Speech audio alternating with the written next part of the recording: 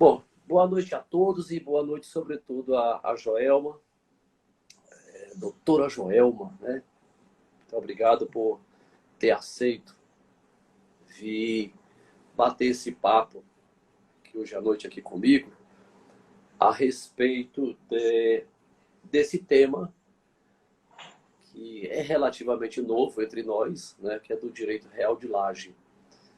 E eu lembrei de Joelma exatamente porque ela foi minha aluna na graduação e o trabalho, o TCC dela, né, foi exatamente sobre o direito real de Laje.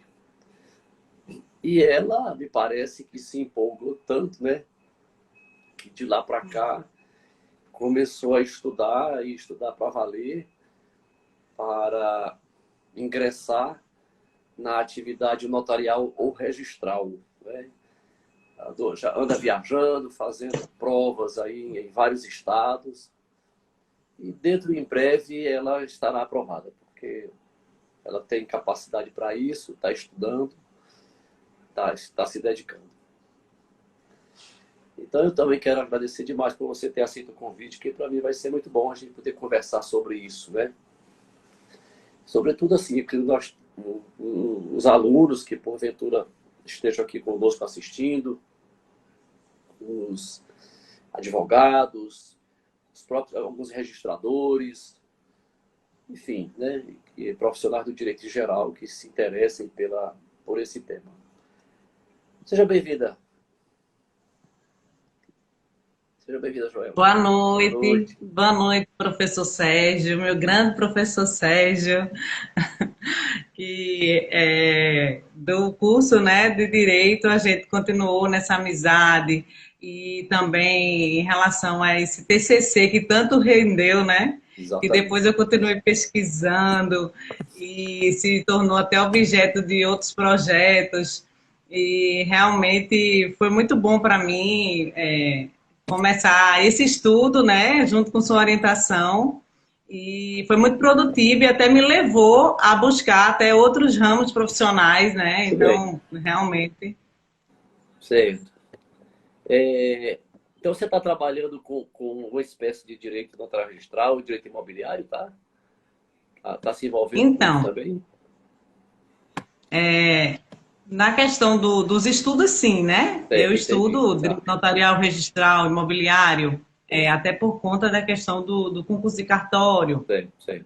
e Entendi. fiz também uma especialização em Direito Notarial e Registral, Certo, fiz uma especialização em Direito Civil certo. e realmente eu ingressei nesse ramo em relação aos estudos. Em relação à Certo. questão da profissão, eu sou servidora pública, né, da Ah, Prefeitura sim. do Tá. Recife, trabalho na Secretaria de Segurança Cidadã do Recife, mas assim, sempre estou em contato, até questão profissionalmente mesmo. Eu tenho colegas que a gente conversa, debate, faz parceria nesse ramo da advocacia, também nesse ramo extrajudicial. Muito bem. Vez ou outra surge alguma coisa assim de procura, de consulta, é muito interessante. Muito bom. Mas aí, Joelma, eu queria começar o meu bate-papo contigo. Antes de mais, querendo que você pudesse nos esclarecer o que é, na verdade, né, esse direito real de Laje, esse direito de Laje. O que você poderia, para a gente dizer assim, em poucas palavras, nos esclarecer sobre isso? Então, professor Sérgio, o direito real de laje, ele já começa assim, sendo um direito interessante até pelo nome, né? Sim. Direito de laje. Então, assim, muita gente tem dúvida, né? O que seria o direito de laje? Que foi até um termo que foi questionado, né, no início, por questão de ser um termo usual, né, do dia a dia. Aí, ao mesmo tempo, é um termo que aproxima, né, aquelas pessoas que passam pela essa situação. De morar numa laje, de não ter a sua casa regularizada. E aí, o que seria o direito real de laje? O direito de laje é uma espécie de direito real, né? Que foi inserida no nosso ordenamento jurídico através da Lei 13.465, de 2017, essa lei, ela trouxe, né, mais um direito real para o Código Civil de 2002, e que já tinha sido incluído antes da lei já tinha tido uma medida provisória, É, né, que foi o que primeiro iniciou no ordenamento, foi através da medida provisória, é. mas depois, efetivamente, através da lei 13.465, e o direito real de laje é justamente essa possibilidade de criar, né, uma unidade imobiliária autônoma, né, com matrícula própria, sobre a superfície superior ou inferior de uma construção base, de uma casa, de uma construção que já tenha, Por que já exemplo, exista por antes. exemplo, Joelma, é aquela situação que, de um certo modo, é corriqueira. O filho, a filha vai casar e o pai diz, olha, você pode construir sua casa aqui em cima da minha casa. Não é Isso. isso? Mais ou menos isso, né? A É. situação é essa. Que é uma situação até corriqueira, né? Nas cidades, né?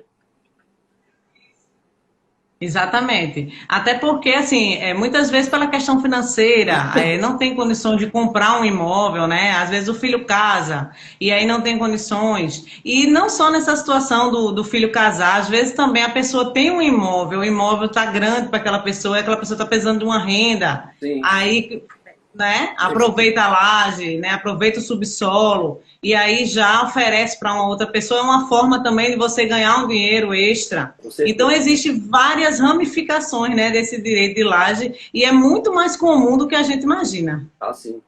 Olha, uma outra coisa que tava me ocorrendo aqui agora é o seguinte,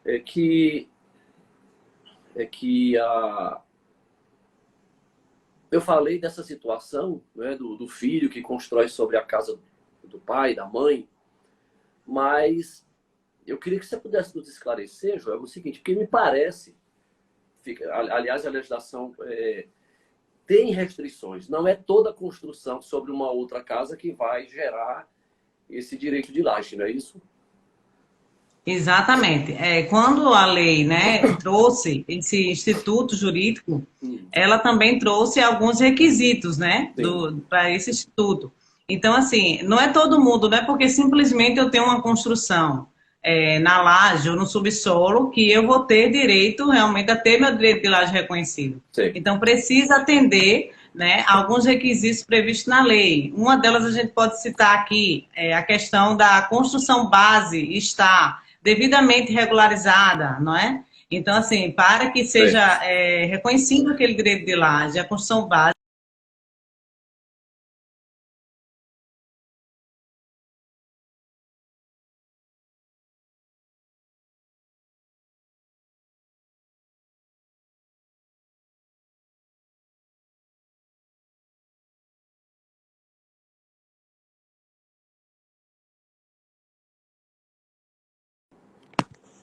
A minha internet aqui deu um pau rapidinho, mas já está voltando.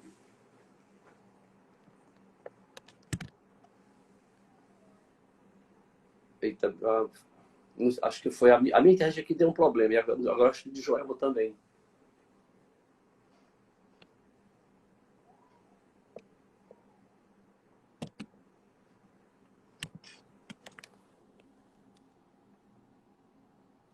Vamos aguardar aqui ela voltar. Caiu. Vamos ver. Coisas da internet, né? Mas assim, de um certo modo, complementando o que Joelma iria tratar, nós temos também aqui uma seguinte situação, uma coisa que me vem aqui à memória muito rapidamente, o seguinte, é que para poder se configurar, você poder se enquadrar como sendo... Opa, está voltando. Vai voltar. Se enquadrar como direito de laje, é preciso, aqui de cabeça, de cara o seguinte, que tenha um acesso autônomo. Não é possível... Voltei. Ô, Joelma, a internet caiu, não foi? Eita, tá de ruim de mim. Foi, caiu. Caiu. A minha também tinha caído aqui, aí foi você depois. Mas bem, continue seu Sim, raciocínio. sim. Eu estava falando aqui alguma coisa, mas vamos deixar você concluir seu raciocínio. Sobre as restrições, né, que você estava falando do direito de laje, não foi isso? Oi? Eita, a internet está ruim.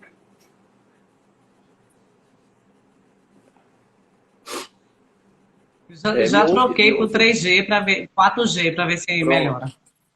Tá bom, pronto. Agora eu estou lhe ouvindo. Pois bem, continue o raciocínio, João, a respeito do direito de laje. Das restrições, né?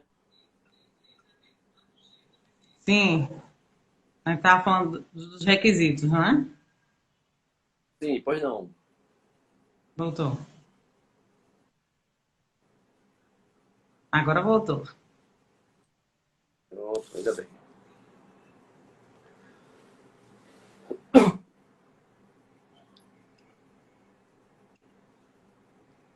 Ok, Joel, tá me ouvindo? Me ouve?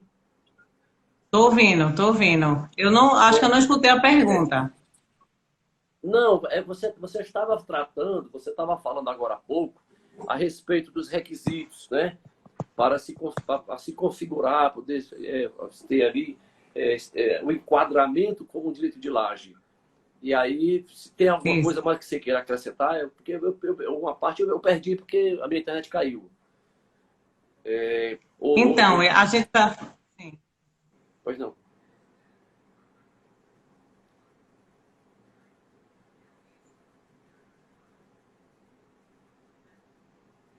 Oi? Me ouve, Joelma? Oi, tá cortando, né? Eu mudei minha internet Tá, para ver se melhora. tá.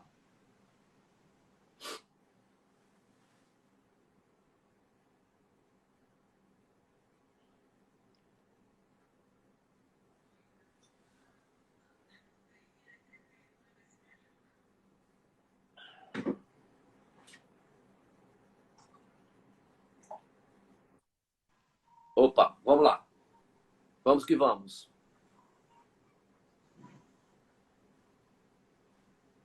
Então, a gente estava falando sobre os requisitos, não é, para se instituir o direito de Sim, laje. sim. E começamos pela questão da construção base, né? Que ela deve É, estar regularmente regularizada para poder ser reconhecido esse direito de laje. Então, seria o primeiro requisito. você Está quer dizer o escutando? que com isso? Estou. Você quer dizer o que com isso, Joelma? Que a construção base, aquela que vai ficar embaixo, nós estamos falando aqui, pressupondo que a pessoa vai construir acima da casa, não é isso? Então, falando nessa Isso. perspectiva. Mas também seria interessante pontuar que também se configura como direito de laje também a construção feita no subsolo, né? Isso também se configura como direito de laje. Geralmente é sobre elevação, não é? Mas eventualmente também pode ser É, aquela que vai ser feita no subsolo, às vezes garagem, esse tipo de coisa.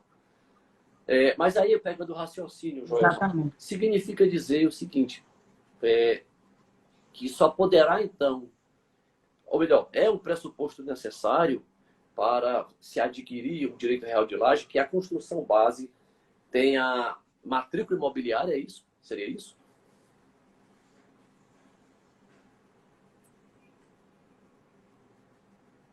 Eita, não sei se ela conseguiu me ouvir. Oi, Joelma. Oi, eu tô escutando, tá cortando. A pergunta foi: será que, então, para poder se constituir um direito de laje, é necessário que o Sim, imóvel, a construção base, tenha matrícula imobiliária? É isso? sim, olha, na questão a gente tem duas situações, né? Sim, Tem a situação do imóvel já estar construído, sim, e tem, no caso, a laje já está construída, e tem o caso da laje que ainda vai ser construída. Então, sim. esse imóvel ele deve estar regularizado, seja através do registro ou da averbação da construção do terreno. Tá, ok. Deu para ouvir? Deu sim, deu sim. Então é o seguinte, deixa eu te falar. Vamos imaginar que o que eu tenho é mera posse. Eu não sou titular de direito real de propriedade sobre a casa que eu moro. E aí eu quero que meu filho construa a casa dele lá por cima, vai ter um acesso autônomo, tal, tal. Isso já impede que meu filho possa constituir obter um direito real de laje, não é isso? Em razão do imóvel, da construção base, não ter matrícula. É isso? É esse o raciocínio, se eu entendi direito? Eu estou vendo que a internet dela está ruim. Eita, danado. Oi. Joel, tu conseguiu ouvir? Voltou, agora voltou. Acho que minha internet tá péssima tá aqui. Tá ruimzinha mesmo. Desculpe. Nada. Faz parte. Não, a questão que eu coloquei é a seguinte. Sem que o imóvel da construção base tenha matrícula imobiliária, haverá uma impossibilidade de se constituir um direito real de laje, né? Sobre essa laje, vamos dizer assim. Haverá, né? É isso? Sim, porque ele precisa ele deve estar regularizado, né? Até porque vai ter outro requisito, né? Que eu ia falar mais adiante, mas aí já pode falar agora, sim, que é a questão da aprovação municipal, né? Do órgão municipal. Entendo, eu entendo. Em relação à construção base. A construção, base, ou a outra construção, se ela por acaso existir. Como? Desculpa, não entendi. Não, assim, em relação à construção base, vai ter que aprovar um projeto tanto da construção base como da construção sobrelevada, caso ela já exista. É isso? Tem que ter essa aprovação? Exatamente. Exatamente, tem que ter aprovação. Sim. Até porque é uma das condições da lei, né? Que precisa ter a aprovação do município. Até porque tem que ver se está dentro das regras, né? A gente sabe que o município ele tem toda a questão do plano diretor, tem toda a questão do licenciamento urbano que precisa atender, né? As regras urbanísticas, nem todo local pode ser construído um primeiro andar, tem várias restrições também no âmbito municipal e precisa atender, né, essa questão também do município. Eu entendo, tá certo. Agora eu até me lembrei de uma coisa, jovem, muito interessante. Eu terminei há poucos dias um curso lá na Escola da Magistratura para juízes aqui do estado de Pernambuco e o tema foi sobre o uso capião judicial, tá certo? Certo. E no decorrer no andamento da coisa, surgiu lá um questionamento interessante. Se seria possível requerer a uso capião só da laje. Entendeu? Entendi. Só da laje. E aí,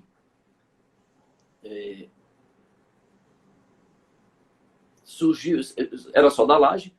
E aí, veja o seguinte, vamos imaginar assim, tirando essa coisa de restrição, de altura, tal, o que acontece?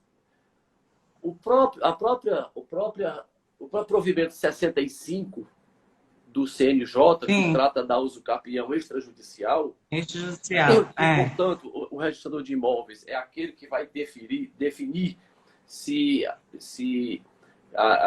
existe ou não uma aquisição do direito para uso capião, tal, é ele que decide.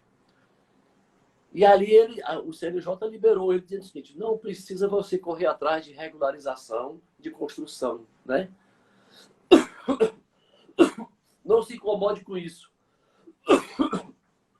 Então, assim, essa válvula de escape aí termina, pelo uso capião, termina possibilitando, né, que ele consiga adquirir a propriedade, inclusive, né, da parte de construção, sem essa prévia autorização, né, de aprovação do município, né? Entendeu o raciocínio?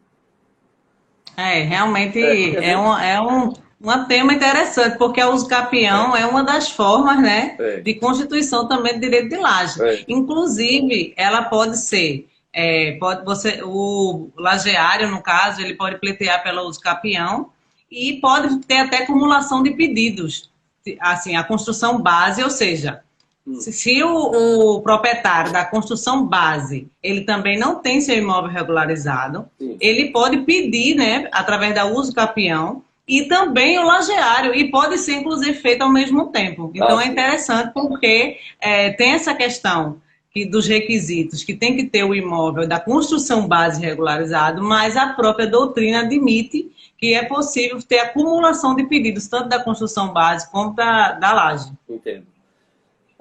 Uma outra coisa que eu acho que é muito importante para a gente poder divulgar essa informação, socializar essa informação, é o seguinte. Quando a gente fala em direito real de laje, estou usando essa expressão, direito real, que é exatamente como o Joelma bem salientou, né? Essa lei 13.465 de 2017, ele incorpora, ele altera texto e acrescenta texto no Código Civil, né? Para efeito de fazer com que a lei preveja a existência do direito real de laje, até pelo princípio lá da taxatividade dos direitos reais, né?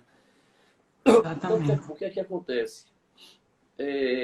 Isso importa em que também você só se tornará, vamos dizer assim, titular de um direito real de laje, também com matrícula imobiliária, com registro imobiliário, a exemplo da propriedade comum. É isso mesmo, né? É isso que você quer dizer? É esse o sentido da lei? Sim. Então, deixa eu ver se eu entendi a pergunta. Sim. Você quer dizer o seguinte, que para ele ser, para ele adquirir, né, o direito real de laje, só se dá através da matrícula do imóvel, é isso? Sim, exatamente, através do registro, né, desse direito de aquisição. Abre-se uma matrícula, é isso? Deixa eu falar Sim, aqui, até que as porque... pessoas possam compreender melhor. Eu tenho a casa de baixo, a casa de baixo é a minha casa, é minha casa de morada. E aí, por exemplo, meu filho quer construir a casa dele sobre a minha casa, tá? Pois muito bem. O terreno custa caro, e aí ele quer construir sobre a minha laje, a casa dele. Esta nova casa, a casa do meu filho, ela vai ter uma matrícula própria, um registro imobiliário próprio, exclusivo para ela, separado do meu. É como se fosse um outro imóvel totalmente autônomo do de baixo. É isso? É isso mesmo, é exatamente isso que a lei, né, ela quis, né, dizer, quis trazer com o direito real de laje. É um direito autônomo, vai ser totalmente diferente, independente as propriedades. Certo. Inclusive, existia uma discussão muito grande nessa questão.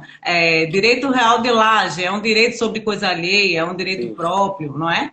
E, assim, a partir do momento que a lei ela trouxe essa previsão do registro, de ser uma unidade autônoma, de ter uma perenidade, não é um direito temporário, não é? Então, assim, a partir do momento... O que muita gente, às vezes, tem a dúvida é pela questão do direito de laje ela não ter uma fração ideal, não é? Como acontece no condomínio edilício. Sim.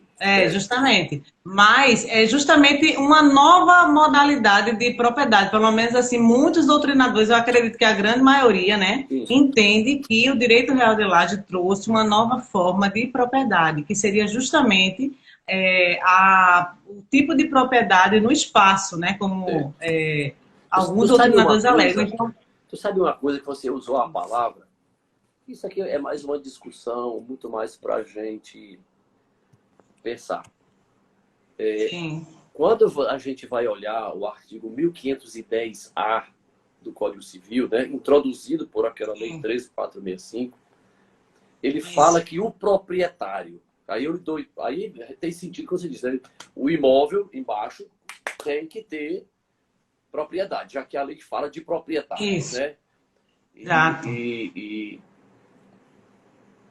Então eu vou partir do pressuposto que se trata de um imóvel que tem matrícula e tem registro imobiliário em nome dessa pessoa. Embora que eu tenha uma besteirinha para falar sobre isso daqui a pouco. Mas esse artigo 1510A, ele fala em ceder. Ele fala em ceder, pode ceder a superfície superior ou inferior. Eu achei tão esquisita essa palavra, por quê? Porque cessão de direitos, aliás, você usa esse termo ceder, cessão, quando você se refere a bens incorpóreos.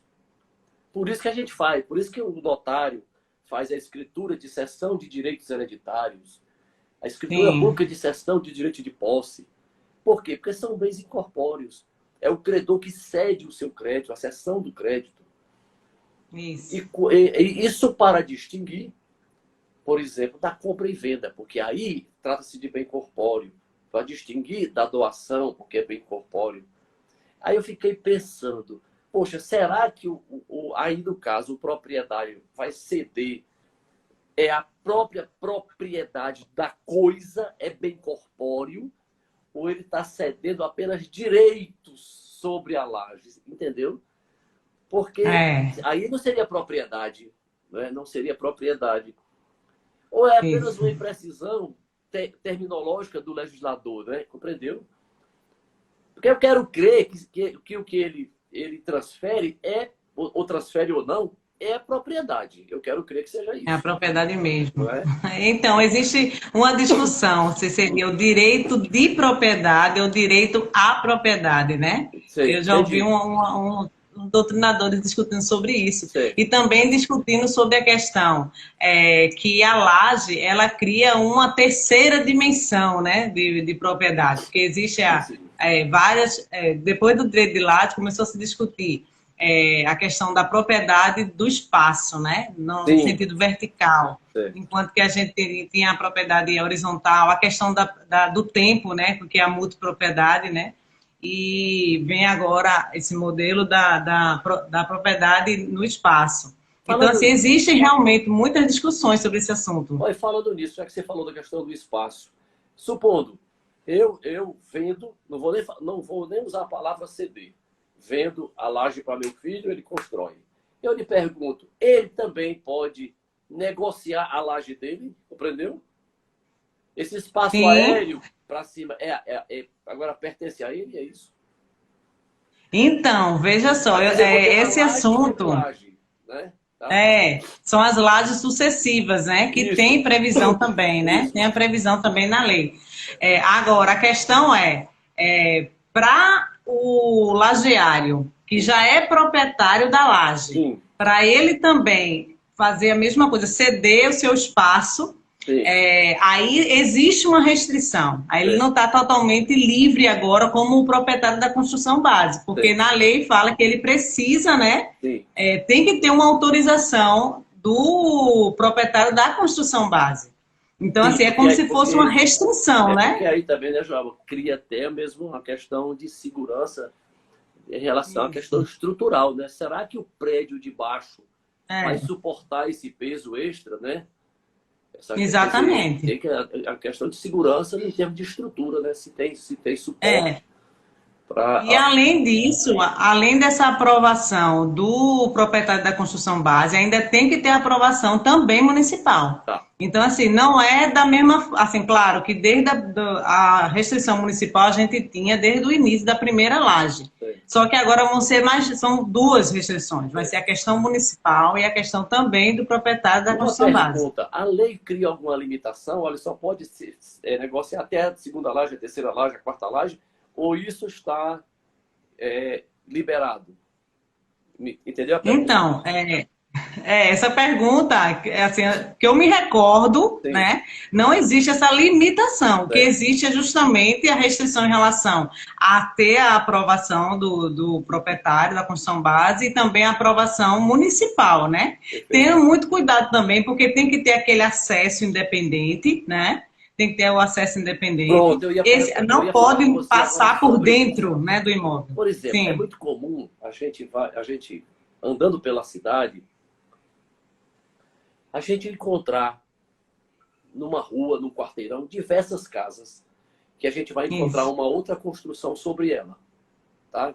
Fizeram uma outra casa em cima. Então, por exemplo, eu sei que as pessoas fazem isso. Os filhos constroem suas casas de morada sobre a casa que é dos pais, que é dos pais. Isso por si só já gera um direito de laje, mesmo ele tendo que entrar e sair por dentro da casa do pai, ou a lei faz uma exigência que esse acesso seja totalmente separado, totalmente autônomo? Então, esse acesso tem que ter uma autonomia, né, na unidade. Então, o acesso, ele precisa estar, ele não pode passar por dentro do imóvel da construção base. Agora, isso não quer dizer, porque muita gente confunde, Isso. acha que esse acesso precisa ter acesso direto à via pública. Não necessariamente. Tá. Ele pode você ter um acesso independente e, assim, vamos fazer um exemplo aqui com o condomínio edilício. Ele pode, de repente, sair num local que seria, no caso do condomínio edilício, aquela área comum, né, a fração ideal ali que é do terreno, só que no caso do lajeário, ele não tem direito a essa fração ideal, Sim. só que o acesso tem que ser independente, não necessariamente independente que eu falo saindo na via pública, ele pode sair Tipo numa assim, área na frente da comum. casa tem uma garagem, ele desce pela garagem, depois sai, pega o acesso que vai Isso, à rua, né? exatamente. Agora, é necessário, existe essa previsão.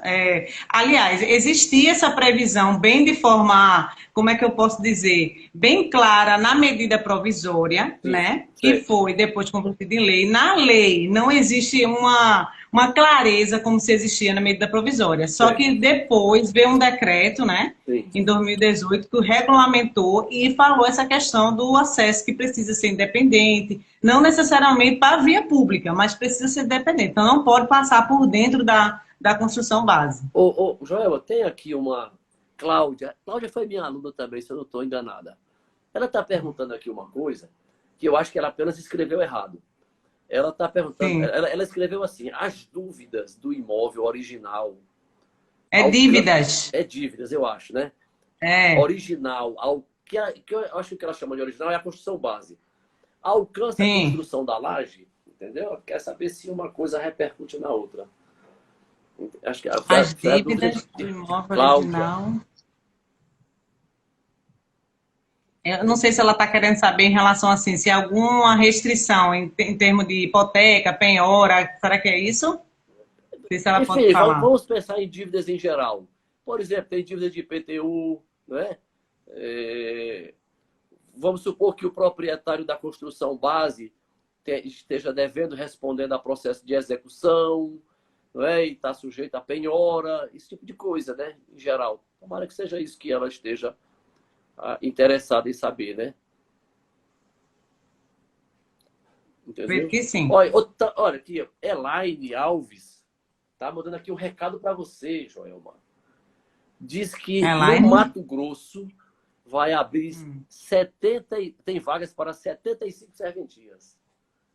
Quer dizer, já Olha estão aí. lhe convidando para assumir uma serventia lá no Mato Grosso. Eu sei que eu tenho até casa para ir fazer essa prova e ficar lá hospedada de uma Olha aí, tá amiga. vendo? Massa, É. que massa. Pois bem. Mas fala alguma coisa sobre a dívida para a gente tentar responder aqui a Cláudia. Então, no meu entendimento, como são unidades autônomas, as dívidas da construção base, elas não vão interferir na laje, no próximo, no imóvel, né, que está construído, ou na laje superior ou no subsolo. Então, são imóveis independentes. Então, um não vai interferir no outro, pelo menos é o meu entendimento. Não sei se o professor Sérgio É, entende da mesma forma. tá. Bom, olha, a Elaine está inclusive dizendo o seguinte: você vai e ela vai ser já sua escrevente. Excelente. Tudo bem? Olha, veja o seguinte: o que é que eu penso a respeito? Eu penso o seguinte: se eu já tenho a laje estabelecida, com Isso. matrícula própria, se torna um imóvel totalmente independente, sem nenhuma vinculação com da construção base. Então, de modo que isso não haverá nenhuma afetação em relação das dívidas do proprietário da construção base. Não vejo uma coisa ligar para a outra. Agora, se esta construção, a laje, o imóvel da laje, ainda não tem vida própria, ainda não tem matrícula própria, ainda não tem autonomia, ele está no contexto de como se ainda continua sendo um imóvel só, não é? Um E imóvel aí só, tá no exatamente. bolo. E aí surge aí, Cláudia, uma sugestão. Mas você que está na construção da laje, mora em cima, você tem posse. Você não é proprietária, mas tem posse.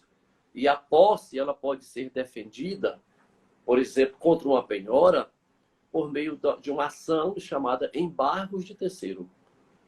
Então, você pode perfeitamente defender sua posse, proteger sua posse, ajuizando a competente ação de embargo de terceiro. Porque ela se presta não apenas a defender a propriedade, mas também a posse. Então, acho que seria mais ou menos por aí, né? Muito bem.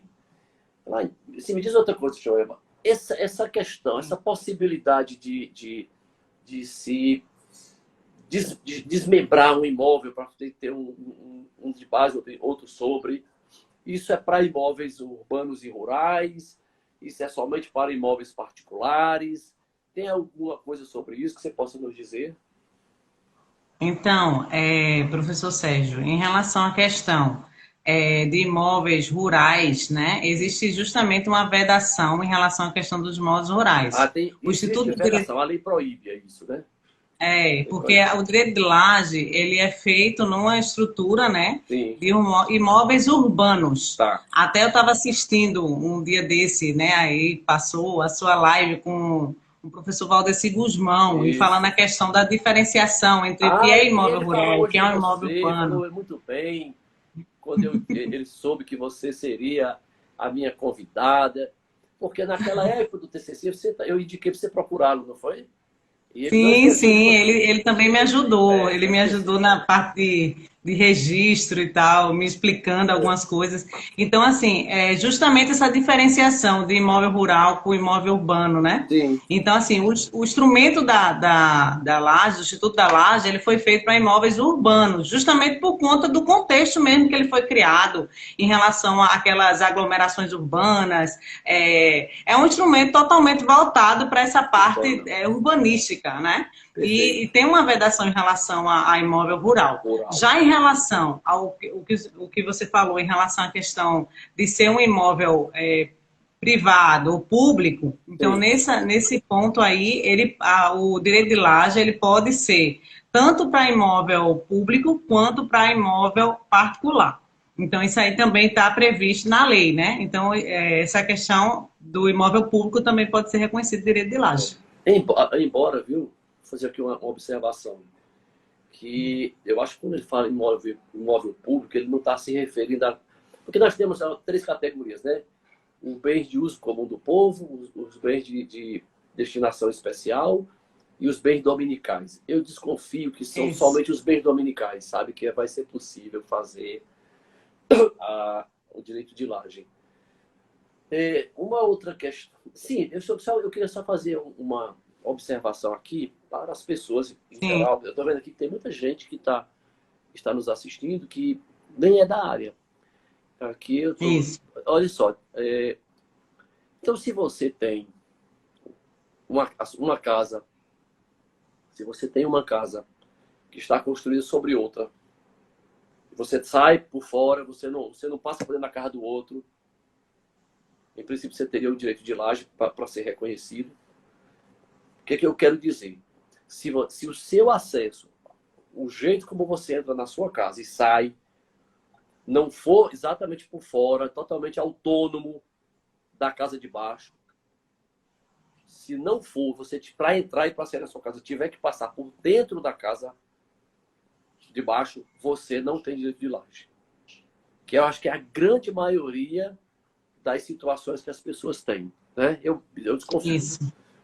Para você ter esse direito de laje reconhecido, né, como um direito autônomo, é preciso, de cara, esse requisito. O acesso seja totalmente autônomo, você não precise Isso. passar por dentro da casa do imóvel da construção base.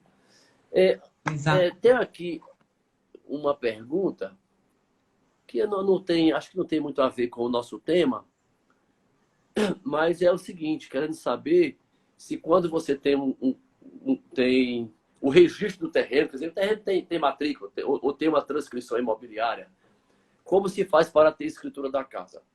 Aí deixa eu te ajudar aqui, Ana, rapidinho. Aí você precisa averbar a construção, não é ter escritura. Se você diz que o terreno, o chão, tem o que você chama de registro, quer dizer, ele tem matrícula imobiliária, tem uma transcrição imobiliária, tudo bem. Eu vou dizer assim, usando a sua linguagem, o terreno está registrado. Mas você construiu, você tem lá agora a sua casa de morada, onde você mora. Quer regularizar isso? Vai se tratar de uma mera averbação. Não precisa de escritura pública. Você vai precisar, obviamente, pegar a aprovação lá da prefeitura, aquela coisa toda, e depois levar lá no cartório de imóveis para quê? Para ele só averbar, acrescentar que naquele terreno foi construída a casa sim, com 2 quartos, um banheiro, uma sala, não sei o quê. Tanto, tem 80 metros quadrados de área construída, aquela coisa toda. Não é escritura propriamente dita. É uma mera regularização. E pergunta também se tem herdeiro e está para vender. Bom, se você tem qualquer imóvel que pertencia a uma pessoa falecida, a pessoa morreu, faleceu, obviamente que por força do direito de saizinho, da saizinha hereditária, existe uma transmissão automática, por força de lei, no exato instante da morte para os seus herdeiros, sejam herdeiros legítimos ou herdeiros testamentários, né? É uma transmissão automática. E aqui, inclusive,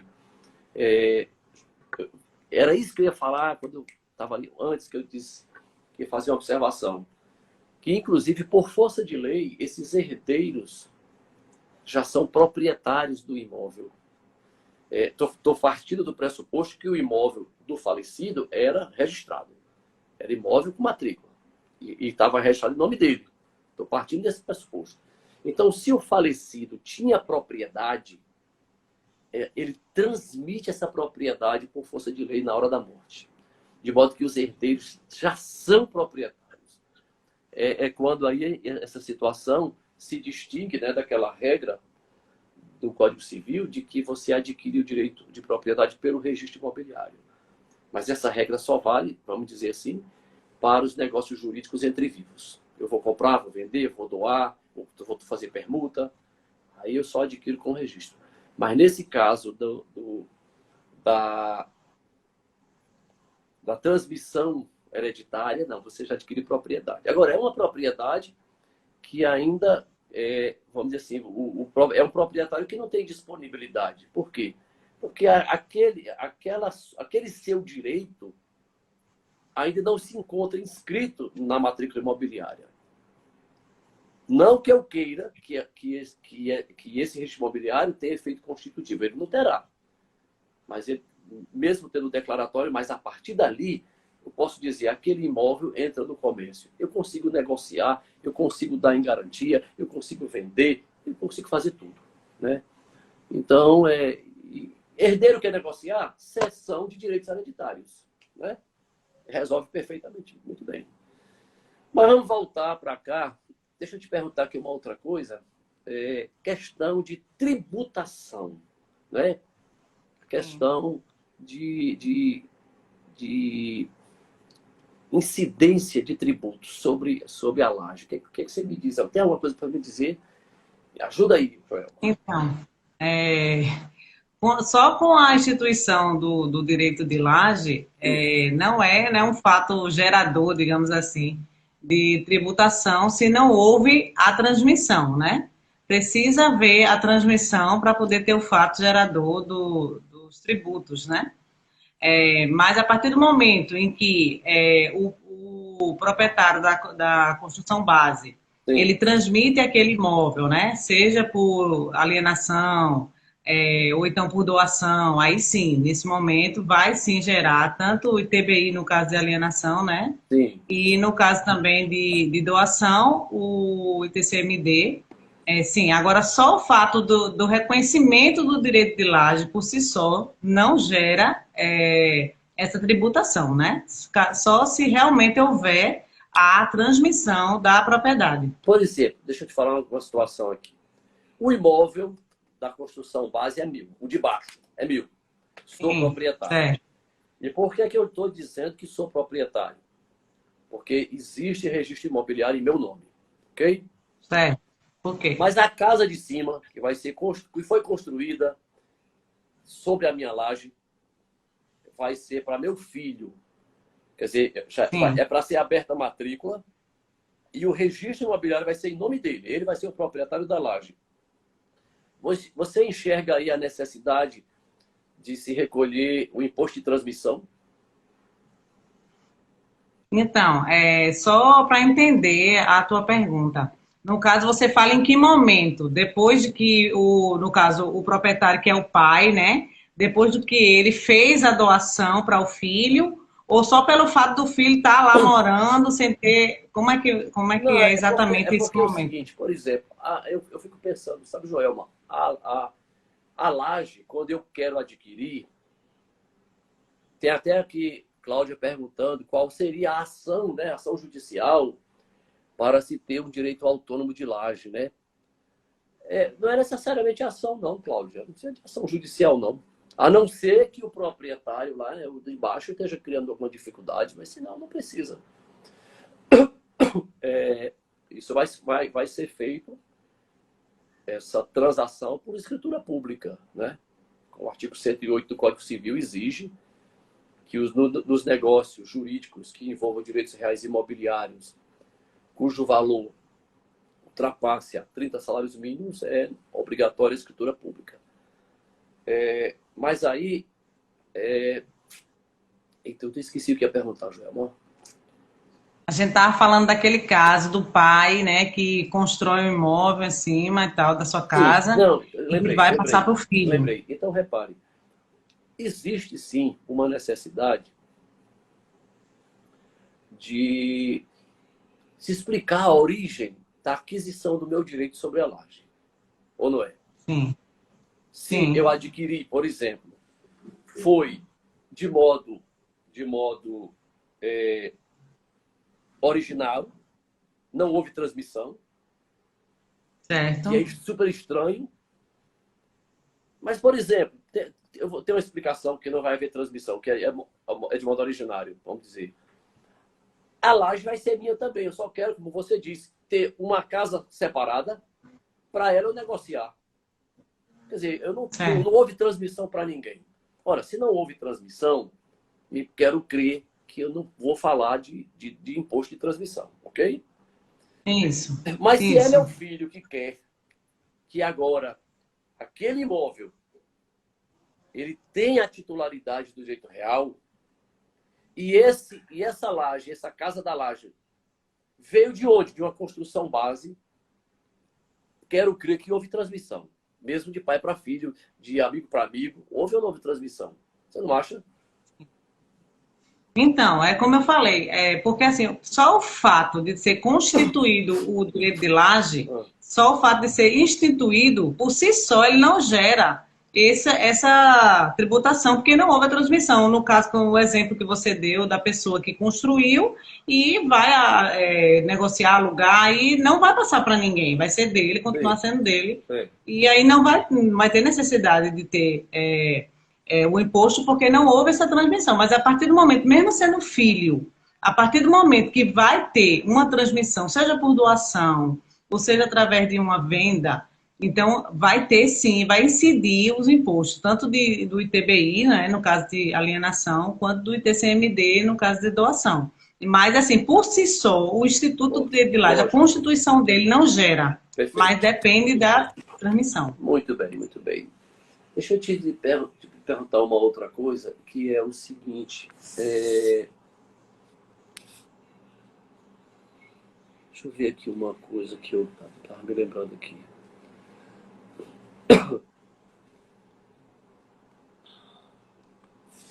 Se eu passo a morar, eu adquiro a propriedade do imóvel superior, do imóvel em sobrelevação, Sim. eventualmente pode acontecer que haja que na construção base se faça, às vezes, necessária a realização de algumas obras ou despesas com manutenção.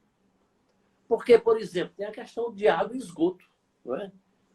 Que É, muito possivelmente vão usar a mesma tubulação, a mesma coisa. Como é que fica essa coisa isso. de despesas, né?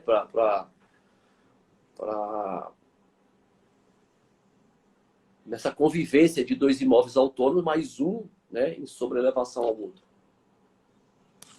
Então, professor Sérgio, em relação a essa questão das despesas, né, as despesas que você fala que são realmente necessárias para a conservação do imóvel, Hum, existe também essa previsão legal. certo. Então, não vai haver aquela questão do que tem no condomínio edilício, que tem aquela questão daquela taxa condominial, essa Sei, taxa não vai ter, mas vai ter a contribuição das despesas, certo. que inclusive pode ser acertado tudo isso no momento da constituição do direito de laje, né? Aliás, Então, o assim, ideal é que isso fique bem definido logo, né?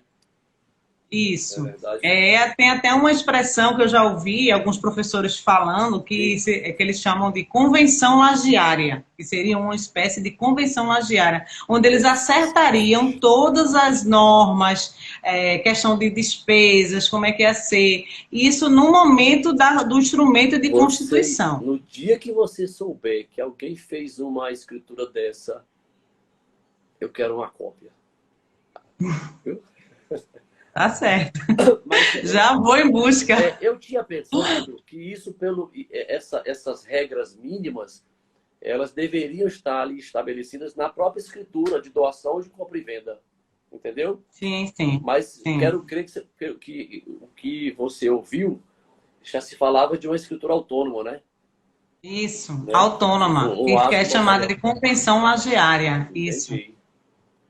E eu considero isso da maior importância, né? Porque, inclusive, você, Joelma, que agora é craque no direito notarial e registral, você bem sabe, Quem dera. você bem sabe que uma das finalidades essenciais, básicas do serviço extrajudicial é exatamente de emprestar segurança jurídica, né? Segurança Exato. jurídica.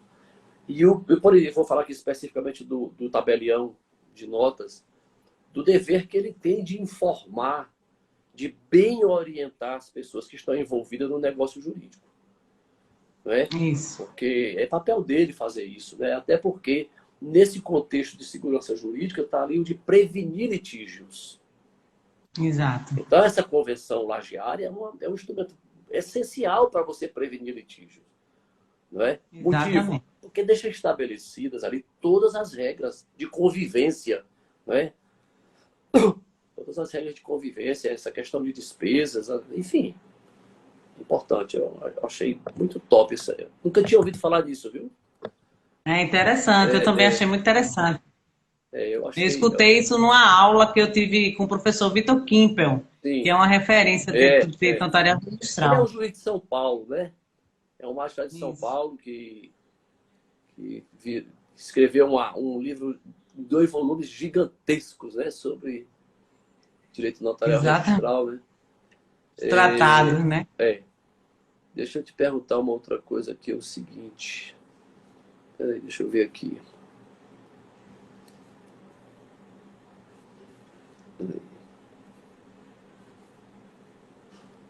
Tinha uma coisa que me lembrei aqui agora.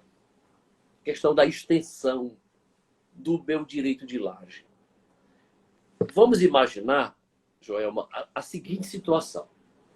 A minha casa de baixo, que é a construção base, essa Sim, casa, ela tem de área coberta, laje, vamos imaginar, 80 metros quadrados.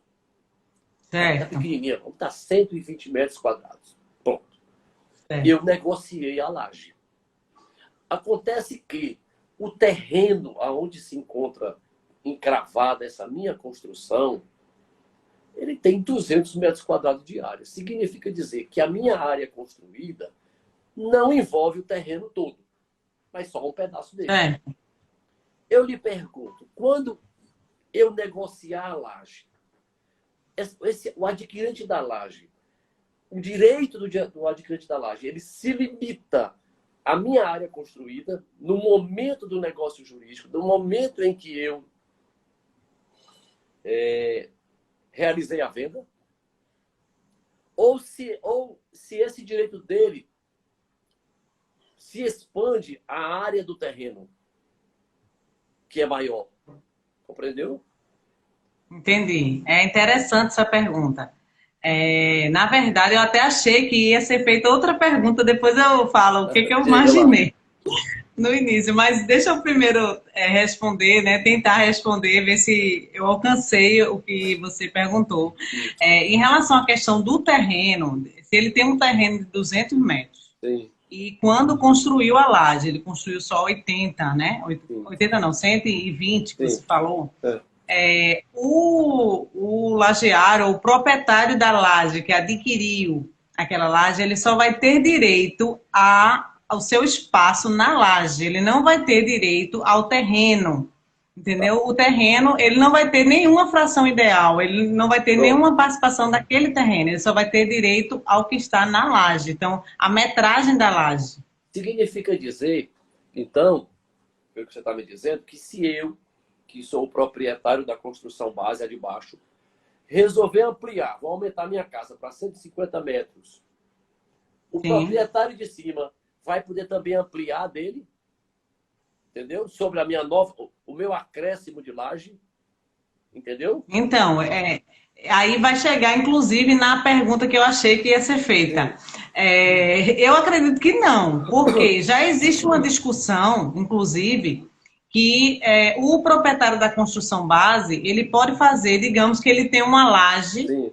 como você falou aí, de 120 metros ou até 200 metros, mas ele só construiu uma casa na metade, digamos assim, daquele terreno, né? Que ele já tem em cima, digamos que ele tem a laje em cima e ele construiu uma casa só na metade. Certo. E a outra metade, posteriormente, ele constrói uma outra casa. E Certo. aí, aquele que adquiriu primeiro vai ter direito na outra. Então, eu já vi doutrinadores comentando que não, que Certo. cada, inclusive, pode ter um outro proprietário. E aí a gente tem uma situação bem interessante, né? Porque a gente pode ter, tem várias ramificações aí. A gente pode ter o lajeário, que vai estar, que é proprietário de uma parte da laje em cima, de uma casa, e vai ter um outro proprietário, né, que aí já vai se tornar um outro tipo de instrumento, né, que seria,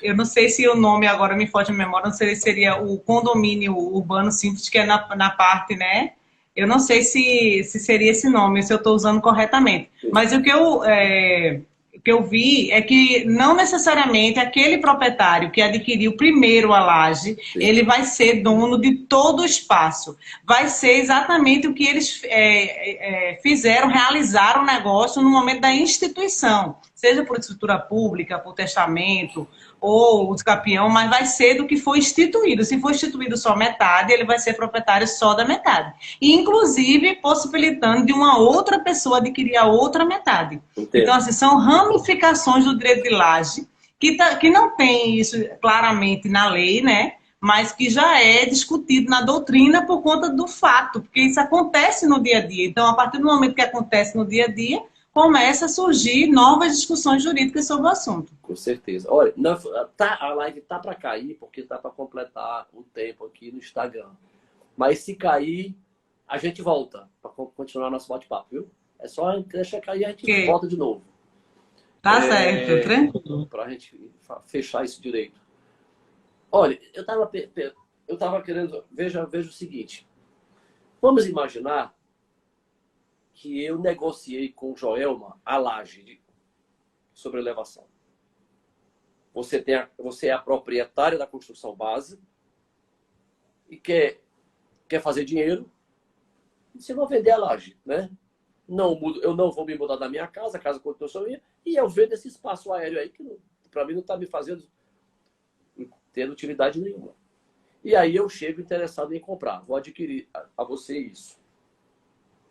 Hoje, a sua construção, a sua laje tem 120 metros quadrados. Ok? De área. Ok. Total. Mas o seu terreno tem 200. Eu estava pensando na seguinte situação. Se o negócio jurídico envolver a construção existente, e somente a existente, eu acho que não iria ampliar. Mas vai que eu convenci você, tipo, vamos colocar na escritura pública. Como é que se chama essa escritura? Já deram o nome a ela já? De instituição de laje, de compra e venda de laje. Já ouviu falar alguma coisa sobre isso?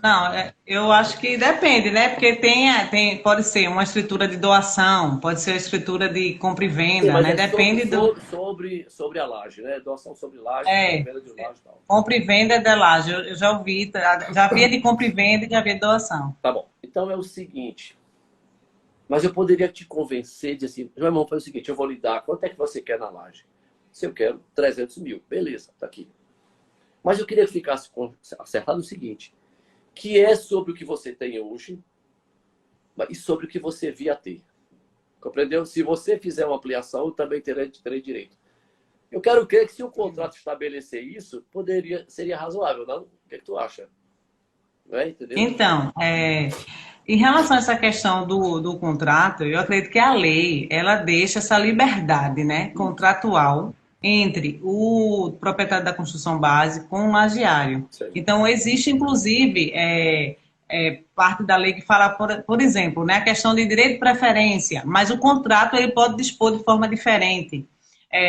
Tem vários assuntos na lei que fala essa questão, que pode ser previsto de forma diferente. Então, assim, existe uma liberdade, uma autonomia entre as partes, né, para estabelecer tanto a questão de preferência, como a questão de construção. Então, se foi acertado, né, através do instrumento correto, através da regra do 108 do Código Civil, né, foi tudo organizado conforme a lei, eu não vejo nenhum impedimento, assim, não sei se teria alguma exceção Não, pois eu desconheço. isso é só um raciocínio.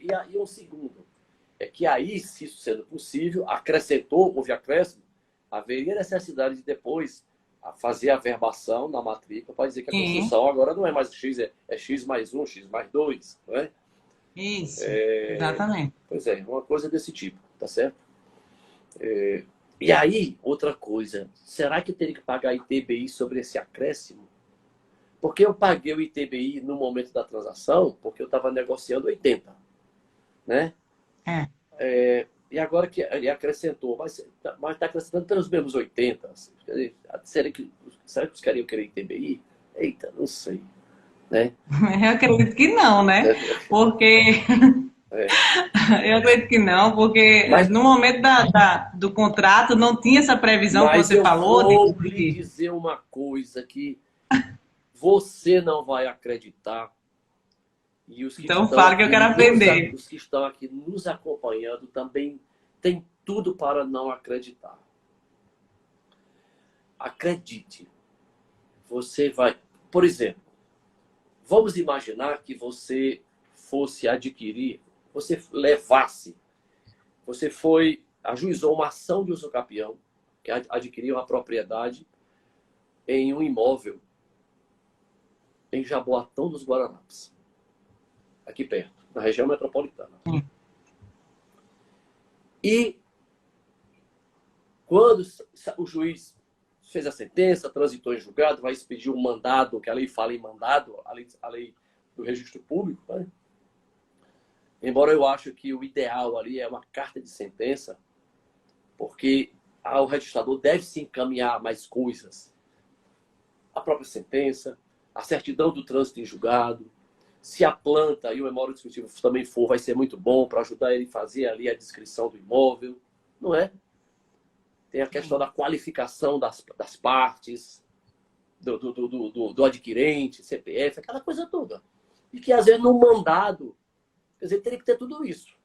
Bom, tirando essa questão.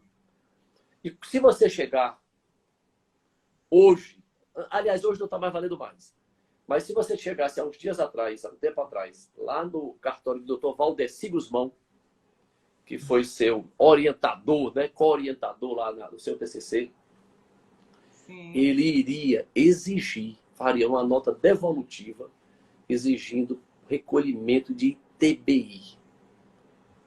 Apesar do que a gente sabe, todos nós sabemos, que a aquisição da propriedade pela usucapião, ela se dá de modo originário, não há transmissão. Isso, Se não há transmissão, em princípio não tem imposto de transmissão. E exato. você poderia dizer, e por acaso o doutor Valdeci enlouqueceu, né? Como é que ele está exigindo ITBI? Pasme, está no Código Tributário do município. Tu acredita? Acredito. E aí o que acontece? Em nome do princípio da legalidade estrita, né? Aqui o registrador está obrigado, o que ele tem que fazer é cobrar. Olha que maluquice as coisas aqui no Brasil. Aí eu já É, soube que parece que já revogaram esse dispositivo. Mas em Olinda tem um dispositivo também meio transvestido que também fala em tributação e uso capião do ITBI. complicado. Eu vou agora fazer, vamos dizer assim, abrir um parêntese.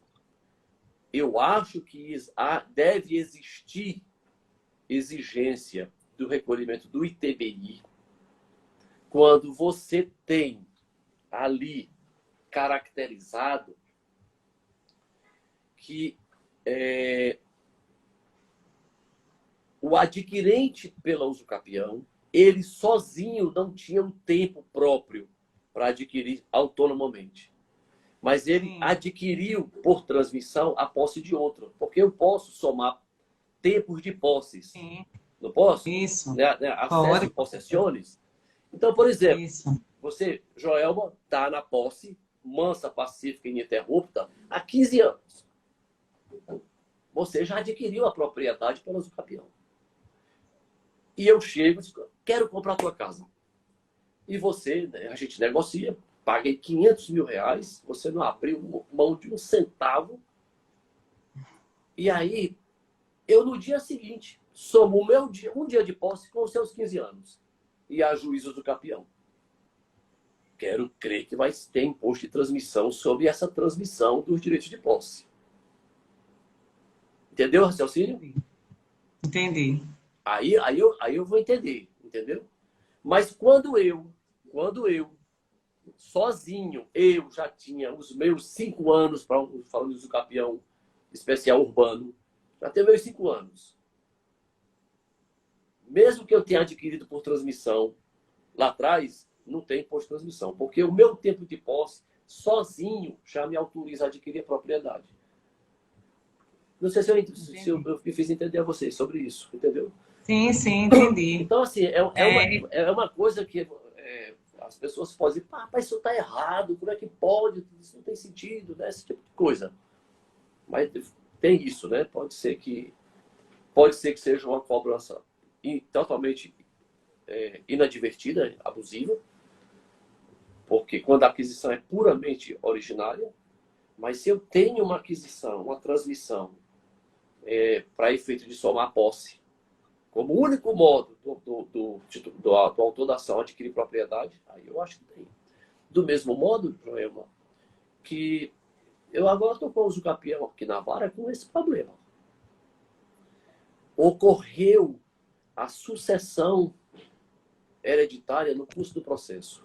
O autor da ação de usucapião morreu, ah, certo? Morreu.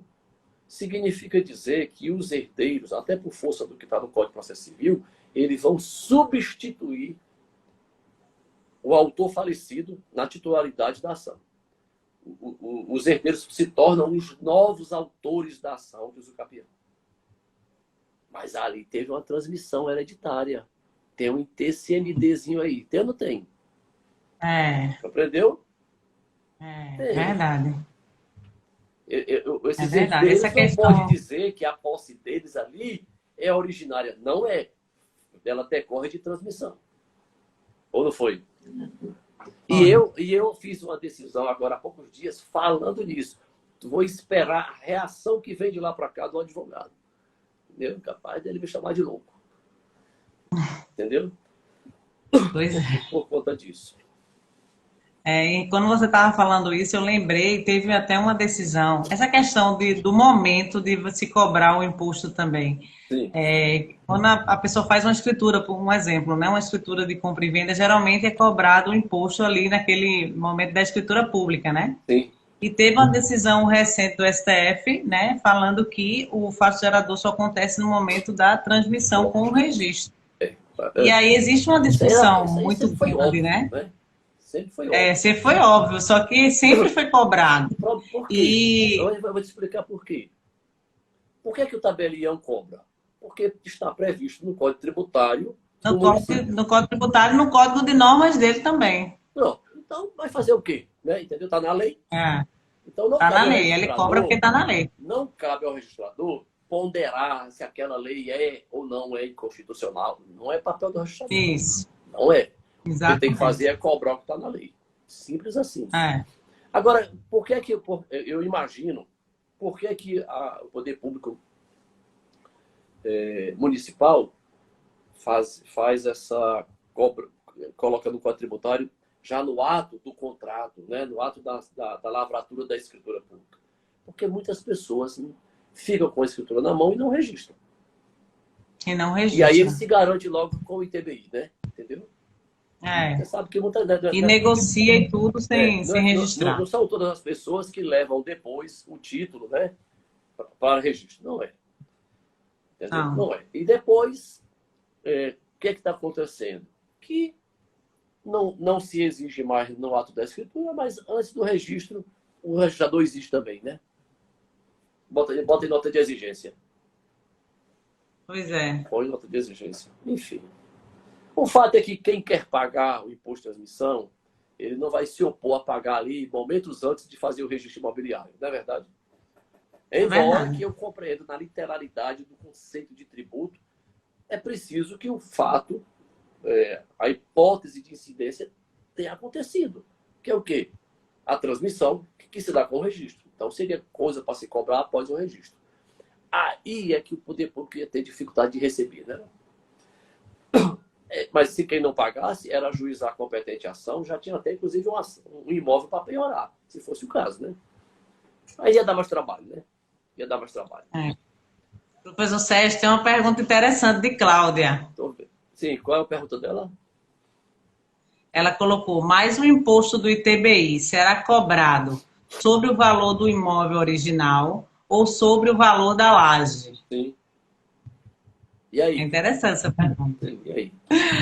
É interessante porque existe aquela discussão que já foi até objeto de decisão, né, nos tribunais superiores sobre a questão, vai incidir sobre o valor do negócio jurídico, né? Não tem essa discussão. Ou sobre o valor, né, do fisco. Mas, E aí assim, já teve uma decisão sobre isso. Se eu estou negociando só 80 metros quadrados que é de laje, eu não seria razoável que se cobrar o valor superior a essa área, né? Que está sendo objeto de negócio. Eu não estou adquirindo outra área, só estou adquirindo aquilo, né? Não é verdade? Aí tem aqui uma outra pergunta, que Ana perguntando se no direito de laje é necessário registrar. Sim, sim. Olha, do mesmo jeito que uma casa de baixo tem uma matrícula imobiliária, a de cima também vai ter. São dois imóveis separados. Cada um é cada um. Cada um tem uma propriedade distinta. Por exemplo, Ana, você não pode ter duas casas, uma do lado da outra. Você tem a sua casa, aí você comprou a da vizinha. Você não tem duas casas? Cada um tem, vamos dizer assim, tem seu documento? A mesma coisa para o direito de laje. São dois imóveis separados, cada um tem seus próprios documentos. Tem autonomia completa em relação a isso, né? Essa questão do registro também, assim, é importante, né? A gente falar que são vários atos, né? Tem um ato do registro, você vai abrir a matrícula, tem a verbação na construção base, né? Na matrícula da construção base, né? Se tiver lajes sucessivas. E a laje foi negociada, né? É verdade? Isso. Vai constar isso.